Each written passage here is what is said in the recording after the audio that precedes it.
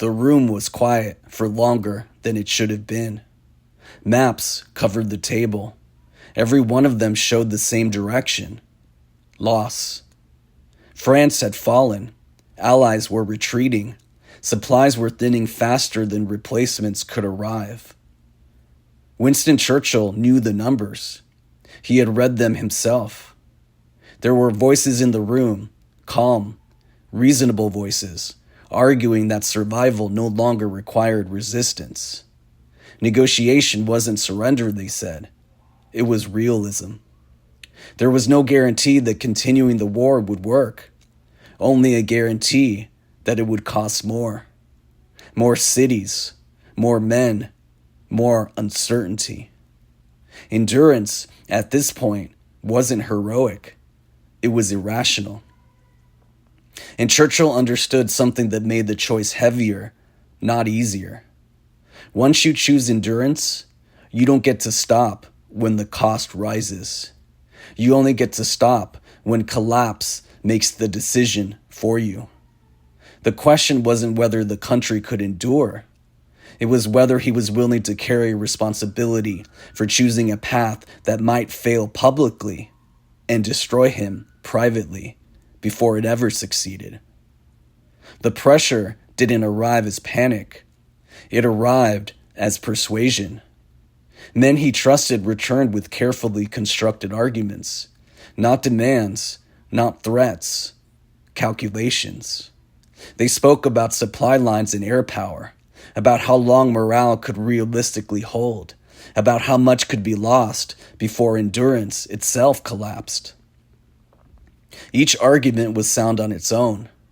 That was the danger. Endurance had no proof, only projection.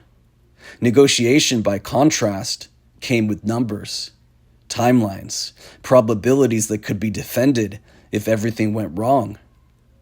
If he chose resistance and failed, there would be no explanation strong enough to survive the damage. Every destroyed city would become an indictment.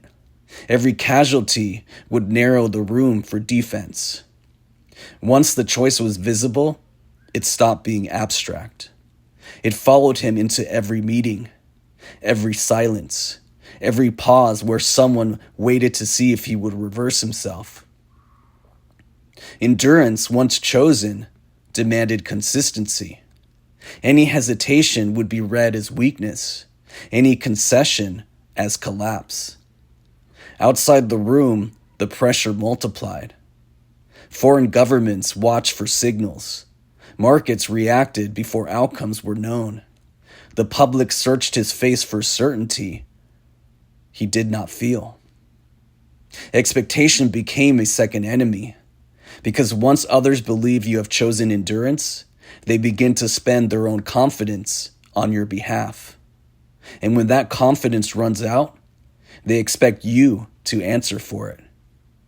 What that room never saw was the compression that followed. Not panic, not resolved. Compression. Every decision that came after the first one felt heavier than it should have, because it was no longer just a decision. It was a precedent. Endurance wasn't a single act. It became a posture. Once adopted, it demanded alignment from everything that followed. There was no private relief in choosing it, no moment where certainty arrived and steadied the mind. Instead, there was vigilance. The knowledge that every new development would now be measured against a promise he had made without knowing its full cost. Sleep didn't restore anything. Rest only created space for questions that could not be spoken. How long could this posture be maintained before it began to deform judgment itself? Because endurance changes perception. What once looked intolerable slowly became normalized. Losses stop feeling like warnings and start feeling like expected payments. That shift is dangerous, not because it weakens resolve, but because it numbs recalibration.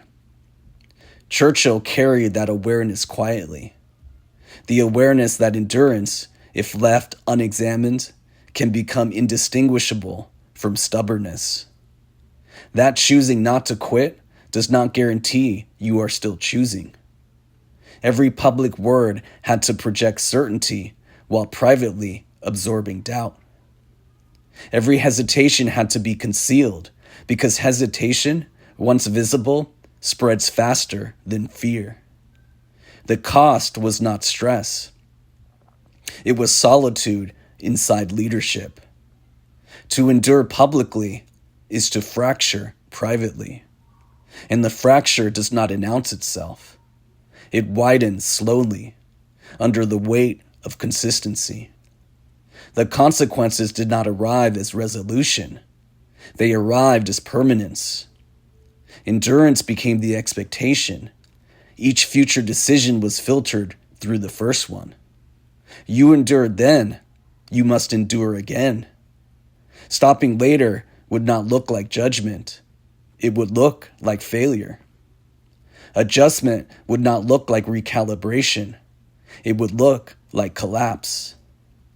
Endurance did not resolve uncertainty. It institutionalized it.